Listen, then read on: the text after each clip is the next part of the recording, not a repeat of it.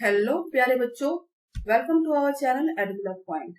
I am Suman presenting you worksheet number 4, subject is social science history, class 9 English medium. Chapter is chapter 1, French revolution. This is part 4.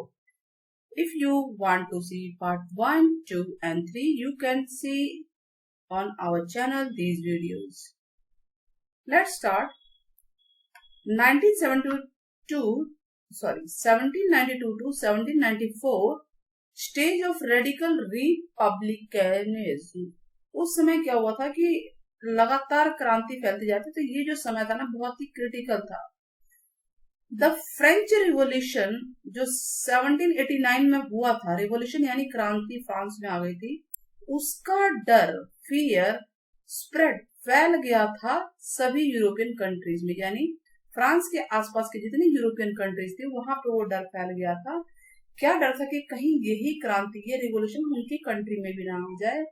तो जो वहां के क्लेर्जी और nobles थे, बड़े लोग, पादरी लोग, नोबल लोग, हु हैड फ्लेड फ्रॉम, जो कि फ्रांस से भाग चुके थे, चले गए थे, उन्होंने spread the spirit against revolution. तो उन्होंने जहां पे वो गए, फ्रांस से भागकर जहां गए, उन्होंने इस रिवॉल्यूशन के अगेंस्ट क्रांति, एक तरह से मतलब स्पिरिट फैलाया कि भाई इसके अगेंस्ट वो गए और प्रचार करते गए।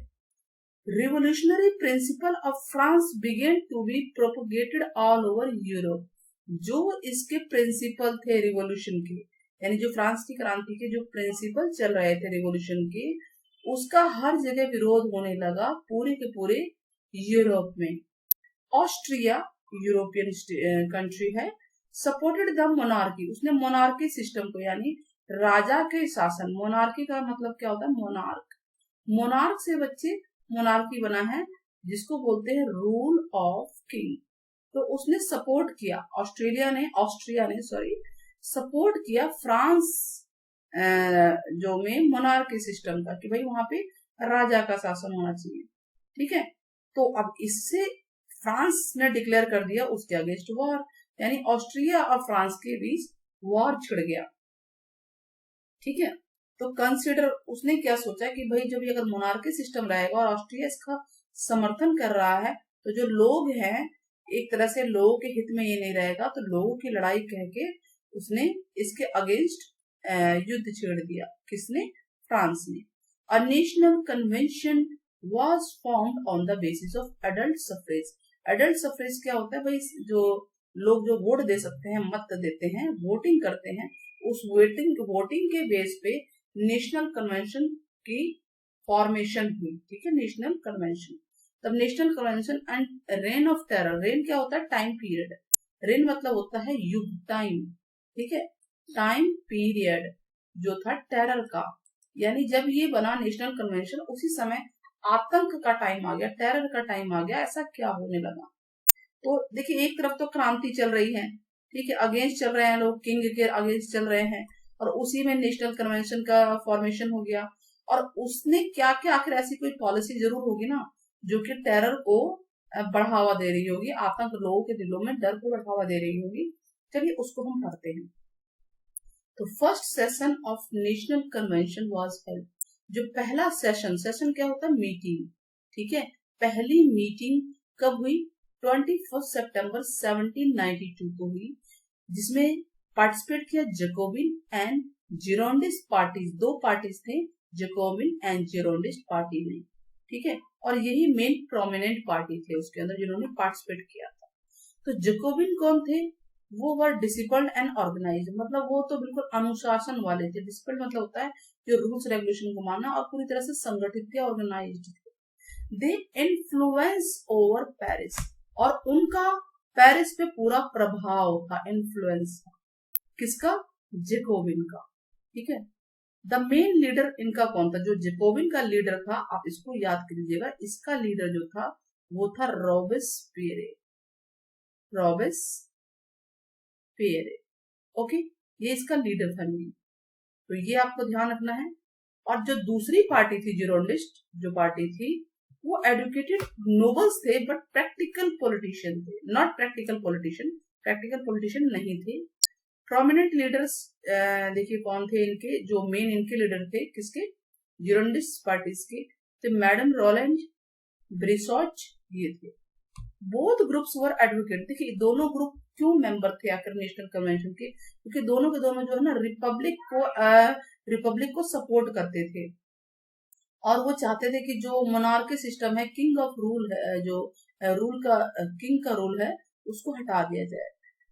अच्छा, इसके अलावा ये भी जिरोंडिस कुछ अलग मत भी रखते थे। उन दोनों की विचारधारा में क्या डिफरेंस था, जो जिरोंडिस लोग थे उनका ये मानना था कि जो रिवॉल्यूशन है, जो रिवॉल्यूशन हो रहा है वो बहुत ज्यादा हो चुका है, अब उसका एंड होना चाहिए, रिवॉल्यूशन का एंड होना चाहिए।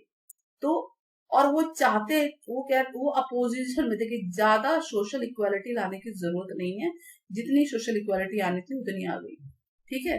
वो फ्रीडम पे ज्यादा एम्फेसाइज करते थे कि सोशल इक्वालिटी छोड़िए, आजादी होनी जरूरी है, ठीक है। अब उसके विपरीत जो दूसरी पार्टी के लोग थे, यानी जैकोबिन जो लोग थे, वो चाहते थे कि वो एम्फेसाइज कर रहे थे इक्वालिटी पे। तो दोनों में डिफरेंस देखिए, और डिफरेंस ये लिखना है, और डिफरेंस यहीं से पॉइंट बन जाता है। और वो कहते थे कि जो लोअर क्लास है वो उनके ज्यादा फेवर में थे, कि उनको भी इक्वल राइट मिलना चाहिए, किसको, लोअर क्लास को इक्वल राइट मिलना चाहिए।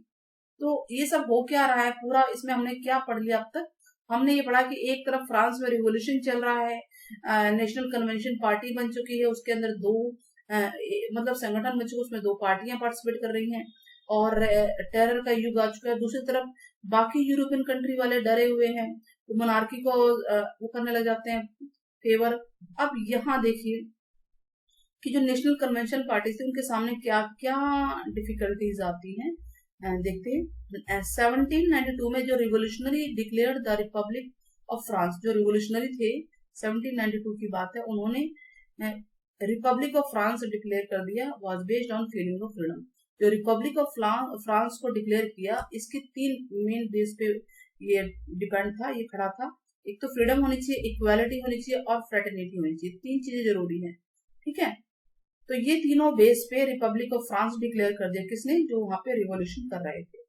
Proclamation scared the autocratic ruler, अब इसकी वजह से जो यूरोप के जो रूलर थे ऑटोक्रेटिक, यानी राजा निरंकुश, ऑटोक्रेटिक क्या होता है, जिनके ऊपर अंकुश ही ना हो, ठीक है, उसको बोलते हैं ऑटोक्रेटिक रूलर। वो बेचारे डर गए हैं इस चीज से कि भाई अगर ये हमारी कंट्री में आ गया तो हमारी तो पावर खत्म हो जाएगी। तो रिवॉल्यूशन ऑफ फ्रांस जो है confined not only to France but the whole Europe, उसने पूरी, सिर्फ यूरोप का ही वो रिवॉल्यूशन नहीं रह गया, वो पूरे मतलब सिर्फ फ्रांस का नहीं था, पूरे यूरोप में ही वो उसकी चर्चा इतनी होने लगी, इतना फेमस होने लग गया वहां का रिवॉल्यूशन। इसीलिए जो यूरोपियन कंट्रीज थे वो सोच रहे थे कि इस रिवॉल्यूशन से कैसे बचे, इसको हमारी कंट्री में फैलने से रोका जाए। उन्होंने अपना ग्रुप बना डाला। अब उस ग्रुप में कौन कौन थे बच्चों, उस ग्रुप में थे England, Holland, Austria and Persia. ये चार कंट्री मिल गई, और चार मिलकर सोचो इनकी ताकत कितनी ज्यादा होगी। चार मिलके ये फ्रांस के अगेंस्ट हो गए, और इन्होंने फ्रांस के खिलाफ लड़ाई छेड़ दी। नेचुरल है, आप सोचिए इसके पीछे क्या टारगेट था। इसके पीछे एक टारगेट था कि हमारी कंट्री में रिवोल्यूशन ना आए, हमारी कंट्री में जो ऑटोक्रेटिक रूलर है वो लोग ये चाहते थे, यहाँ के इन कंट्रीज के रूलर, कि हमारा ही रूलिंग होना चाहिए। तो इस तरह से ये सारे एक होकर इन्होंने फ्रांस को हरा दिया। अब बेचारा फ्रांस हार गया, नेशनल कन्वेंशन अबॉलिश्ड हो गई, मोनार्की पर पासिंग रेजोल्यूशन एंड जो भी मतलब है, नेशनल कन्वेंशन ने मोनार्की सिस्टम को एक तरफ से खत्म कर दिया। देखिए एक तरफ तो फ्रांस हार रहा है, और यहाँ की जो पार्टी बनी है, संगठन बना है, वो मोनार्की सिस्टम को हटा रही है। और क्या किया, वहां का जो राजा है, सब चीजें चल रही है एक साथ। वहां का जो राजा है, कहाँ का, फ्रांस का, उसको कैद कर लिया गया, उसको मौत की सजा दे दी गई 21 जनवरी 1793 को। देखिए बहुत इंपॉर्टेंट है, लुई 16 जो राजा था उसको लटका दिया गया था फांसी पे। ये सब चलता रहा, फ्रांस में सब क्राइसिस चल रहे थे। अब देखिए एक तरफ तो राजा को लटका दिया गया, रिपब्लिक सिस्टम ले आए, दूसरी तरफ फ्रांस हार भी गया। अब फ्रांस हार गया तो फ्रांस का जो खजाना खाली हो गया, खजाना बिल्कुल खाली हो गया, इकोनॉमिक क्राइसिस आ गया वहां पे। इकोनॉमिक क्राइसिस आने से क्या हुआ, आप सोचिए, इकोनॉमिक क्राइसिस आने से प्राइसेस बढ़ने लगे, पैसे की कमी होने लगी, प्राइसेस बढ़ने लगे, ठीक है। रूल क्या बनाया गया कि made to collect data, data को कलेक्ट किया जाए, रिच लोगों से पैसा इकट्ठा किया जाए। कि क्यों, कौन से पार्टी में थे, मीन जैकोबिन्स थे, इसीलिए उन्होंने अटैक कर दिया हर उन चीजों पे जो जैकोबिन्स पार्टी इसमें बन चुकी थी। Attack the convention with the help of Persian mob, जो पर्सियन भीड़ थी वहां पे कम्यून लोग थे, जो भी उनके अपने बंदे थे, उसकी मदद से वो पैसा कलेक्ट करने लगे। और इस तरह से टेरर का युग आ चुका था, यानी राजा का शासन तो हटा, राजा का शासन तो हटा, ठीक है, नेशनल कन्वेंशन का शासन आया, उसमें भी जैकोबिन ने रेन ऑफ टेरर दिखाया, है ना बड़ी बात। यानी राजा का शासन तो हटा लेकिन वो डर नहीं हटा, डर और बढ़ गया, ठीक है। रेन ऑफ टेरर का जब स्टेब्लिशमेंट हो गया, फ्रांस फिर से वही विक्टिम बन गया, शिकार बन गया उसी डिसऑर्डर का, वही लॉ एंड डिसऑर्डर सब कुछ, ठीक है। तो फिर जो उनका लीडर था रॉबेस्पियर, उसको क्या किया गया, उसको जबरदस्ती कैद कर लिया गया और उसको डेथ पेनल्टी दी गई, ठीक है। और जुलाई 1794 में रॉबेस्पियर को सजा दी गई थी, इसको लटका दिया गया था। वजह यही था कि उसकी वजह से डर आतंक का युग आ चुका था और उसके मरने पे ये टेरर का जो टाइम था वो खत्म हो चुका था और अब उसकी जगह नया शासन आया फ्रांस में। मॉडरेट लीडर ने रूल किया कंट्री पे और उन्होंने, मॉडरेट लीडर कौन होते हैं, जो लड़ाई उड़ाई आतंक पे ज्यादा विश्वास बिलीव नहीं करते, वो पोलाइटली काम करते हैं और फ्रांस में रिपब्लिकन सिस्टम ठीक तरीके से आया। अब देखिए नेशनल कन्वेंशन के फंक्शन क्या है, ये इंपॉर्टेंट है, उन्होंने क्या काम किए। पहला ये है नेशनल एजुकेशन पॉलिसी उन्होंने अडॉप्ट किया और फ्रांस में जो फ्रेंच लैंग्वेज उसको नेशनल लैंग्वेज को डिक्लेयर कर दिया कि नेशनल लैंग्वेज होनी चाहिए। उसके बाद स्लेवरी सिस्टम जो थी उसको खत्म किया गया, ठीक है। जो कैद हो जाते थे, मान लो कोई पैसा नहीं दे रहा कर्जे को तो उसको कैद कर देते थे, उस लॉ को भी खत्म किया गया, उस लॉ को इम्प्रिजन किया गया, खत्म किया गया। इसके अलावा जो ये था कि उत्तराधिकार में जो सबसे बड़ा बेटा होगा उसी को सब कुछ मिलेगा, वो सब लॉ खत्म किया गया। नया पंचांग, नया कैलेंडर इंट्रोड्यूस हुआ इस तारीख को, ठीक है। और नया मेथड मेजरमेंट का, ग्राम, लीटर, मीटर, ये सब आया। इसके अलावा राशनिंग सिस्टम को इम्प्लीमेंट किया गया ब्लैक मार्केटिंग रोकने के लिए। इनकम टैक्स, वॉर टैक्स, ये भी लगाए गए। तो आप देखिए किस तरह से इस चैप्टर में आपको समझ में आ रहा है कि फ्रांस में क्या क्या घटित हो रहा था, किस तरह से नेशनल कन्वेंशन के फंक्शन दिखाए गए हैं। आई होप आपको समझ में आ गया होगा। चलिए क्वेश्चन के आंसर करते हैं। पहला क्वेश्चन क्या है, why were the European rulers upset by the French revolution, क्यों अपसेट थे? The European rulers were upset by the French Revolution because they were worried that the revolutionary ideas would spread in their countries. कि जो revolutionary ideas हैं वो उनके countries में फैल सकते हैं, तो उनकी कंट्री में भी रिवोल्यूशन स्टार्ट हो जाएगा, इसलिए तो डर गए थे। हु वाज रॉबेस्पियर, कौन था? ये पहले भी आया था पिछली बार। रॉबेस्पियर जो है मेन लीडर है जैकोबिन क्लब का, ठीक है, और ये हेड भी बन गया था जैकोबिन गवर्नमेंट का। Third question, Why was the reign of what was the reign of terror? Reign of terror क्या था? तो आप बताएंगे 1793 से 94 तक का जो पीरियड था फ्रांस के अंदर, फ्रांस याद रखना कंट्री फ्रांस है ये, उस टाइम पीरियड को कहा गया रेन ऑफ टेरर। रेन मतलब होता है टाइम पीरियड।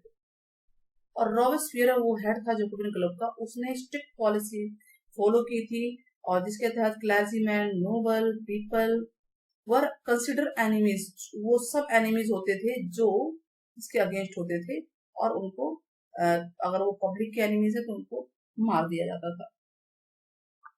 नेक्स्ट क्वेश्चन क्या, क्वेश्चन नंबर 4 कह रहा है what was the important function of national convention. National convention के मेन फंक्शन क्या है?